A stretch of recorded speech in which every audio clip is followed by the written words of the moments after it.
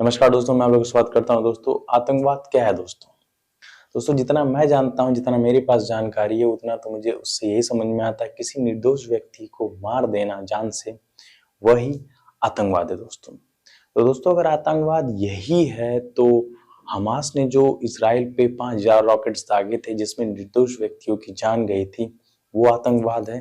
तो जो इजराइल ने गाजा सिटी पे अल हबीब हॉस्पिटल में करीबन रॉकेट दाग दिए हैं, जिसमें करीबन करीबन 500 से 800 लोगों की मारे जाने की आशंका बताई जा रही, तो उसे क्या कहेंगे दोस्तों?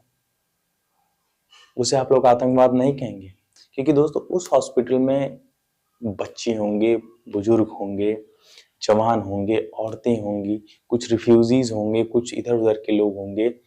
क्या उन लोगों की जान जाना आतंकवाद नहीं है? हमास के आड़ में आप लोग कितना आतंकवाद कर रहे हैं इजराइल से, आप पूछिए ना।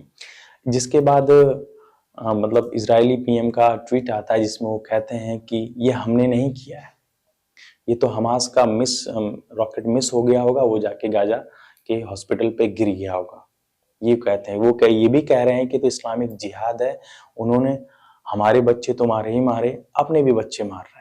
तो दोस्तों, मैं उनसे बस ये पूछना चाहता हूँ कि जब आपके राष्ट्रपति स्वयं कहते हैं कि फिलिस्तीनी और हमास में कोई फर्क नहीं है, सब गुनहगार है, तो आप ऐसी बात कैसे कर सकते हो?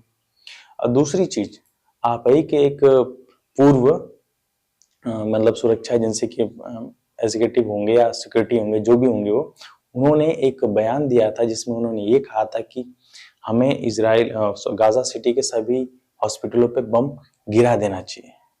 तो आप ही के लोग इस तरह की बातें कर रहे हैं, और आप इस सब चीज को करने के बाद केवल इस तरह की मीठी मीठी बातें कर रहे हैं जिससे हमारे पे ध्यान ना जाए। अरे आप तो खुद चाह रहे हो कि गाजा सिटी की बिजली पानी सब बंद कर दो, वहां सब कुछ तहस नहस कर दो। जब गाजा सिटी में कुछ रहबा ही नहीं करेगा तो लोग वहां आइबा ही नहीं करेंगे। तो क्लियर सी बात है कि आप गाजा सिटी को आप एक्वायर कर लोगे, हड़प लोगे, कब्जा कर लोगे। यही ना आपका मेन मोटो है। हमास के आड़ में आप यही नहीं कर रहे हो, और कर क्या रहे हो? निर्दोष व्यक्तियों की जाने जा रही है, और हो क्या रहा है इसमें?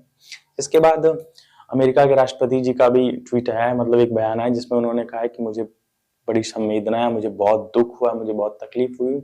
मैं अब इसराइल के पीएम और किंग जॉर्डन अब्दुल्ला टू को मतलब बैठाऊंगा और बात करूंगा, और मेरी जो सिक्योरिटी एजेंसीज हैं अब इसके जो भी इतना सब मामला हुआ उसकी जानकारी लेंगे, मतलब सबके बारे में जानकारी लेंगे। तो मैं कहूंगा आपसे कि जो अमेरिका वालों से मैं कहूंगा कि जो खुद इस युद्ध को करवा रहा है, जो मिसाइल दे रहा है, रॉकेट दे रहा है, सब कुछ मुहैया करवा रहा है इसराइल को सब करने के लिए, वो सुरक्षा की इन सब चीजों की जांच करेगा?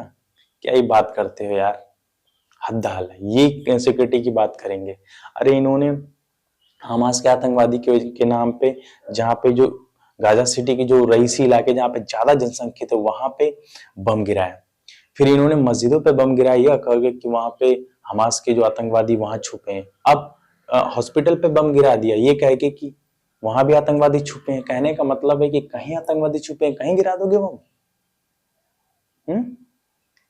आपका विरोध, इजराइल का विरोध खुद उनकी आम जनता कर रही है। अमेरिका से लगा है, लंदन से लगा है, अफ्रीका से लगा है, बर्लिन से लगा है, कहाँ नहीं इनका विरोध हो रहा है।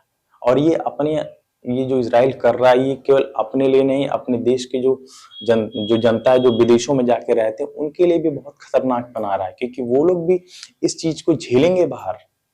और सबसे बड़ी दुख की बात है दोस्तों, जो मुस्लिम कंट्रीज हैं वो भी इस वक्त फिलिस्तीन का साथ देने को तैयार नहीं। जॉर्डन ने भी कह दिया कि हम रिफ्यूजीज को नहीं लेंगे। यहाँ तक मिस्र जो इजिप्ट है उसने भी क्लियर कर दिया कि हम किसी भी प्रकार के रिफ्यूजियों को, हम लोग फिलिस्तीनी रिफ्यूजियों को नहीं लेंगे। अब ये लोग जाएंगे कहाँ? दोस्तों, गाजा सिटी रहने लायक रह नहीं गई है, और जो मुस्लिम कंट्रीज है वो इनको लेने को तैयार ही नहीं है, वो अपने यहाँ शरण देने को तैयार ही नहीं है। हॉस्पिटल एक ऐसी जगह थी जहाँ पे सभी लोगों का ये उम्मीद था कि यहाँ पे शायद बमबारी ना हो, यहाँ पे ज्यादा आपदाएं ना हो। और हॉस्पिटल एक ऐसी जगह थी जहाँ पे कुछ डॉक्टर थे जो किसी न किसी तरीके से उनकी सेवाएं, छोटी मोटी जो प्राथमिक व्यवस्थाएं होती थी, दे रहे थे। अब तो दोस्तों हॉस्पिटल को भी इसराइल ने नहीं छोड़ा। आखिर जाएगा अब इसमें? आम ही फिलिस्तीनी लोग मारे जा रहे, आम लोग ही तो मारे जा रहे हैं। जो मानवीय त्रासदी हो रही है कहीं ना कहीं रुकनी चाहिए दोस्तों। और मैं अपने देश के प्रधानमंत्री जी से और देश की सुरक्षा एजेंसियों से बात कहना चाहूंगा कि प्लीज आप इसमें दखल अंदाजी दीजिए। क्योंकि यूएन के भरोसे कुछ नहीं हो सकता है। जो यूएन जो देशों से चंदा लेता है शांति बहाल करने के लिए, उससे कुछ नहीं होने वाला, कुछ नहीं करेगा, बैठ के खाली तमाशा ही देख रहा है। तो मैं अपने देश से तो उम्मीद ये करूंगा जरूर कि हमारे देश के प्रधानमंत्री प्लीज इसमें कुछ करें, क्योंकि हमारा देश इस तरह की गतिविधियों के साथ नहीं है। हम आम जनता के, आम लोगों के मरने पे, मतलब आम लोगों की हत्याओं के साथ नहीं है। क्योंकि फिलिस्तीन में जो लोग मारे जा रहे हैं वो आम ही लोग हैं। कुछ लोग हो सकते हैं जो हमास का सहयोग या सपोर्ट करते हैं, लेकिन सब आम फिलिस्तीनी नहीं, सीधी सी बात कहूंगा। तो मैं अपने देश के लोगों से और अपने देश के सबसे बड़ी बात अपने पीएम से उम्मीद करूंगा, पीएम सर कुछ न कुछ इसमें आप अपना हस्तक्षेप जरूर करिए, नहीं तो क्या पता ये ऐसी स्थिति आए कि वेस्टर्न देश केवल, जैसे कहते हैं ना, वेस्टर्न देश तमाशा देखें बैठ के, और हम लोग भी इसमें फंस जाएंगे दोस्तों। चलिए दोस्तों, वीडियो अगर पसंद आए तो लाइक शेयर कमेंट करिएगा। और प्लीज मैं दोस्तों क्या कहूँ, अगर आप ट्विटर खोलेंगे ना दोस्तों, अगर ट्विटर खोल के देखिए, अगर एक से एक ऐसे ऐसे वीडियो आपको देखने को मिलेंगे जिससे आपकी रूह कांप जाएगी। आप उनको देख नहीं पाएंगे, आंख में आपके आंसू आ जाएंगे उनको देखने पे। आप एक दफा मेरे कहने से बाद आप ट्विटर जरूर खोलिए और देखिए। अगर वीडियो पसंद आए, इन्फॉर्मेशन समझ में आए तो प्लीज चैनल को सब्सक्राइब कर दीजिएगा। तब तक के लिए टाटा, गुड बाय, जय हिंद।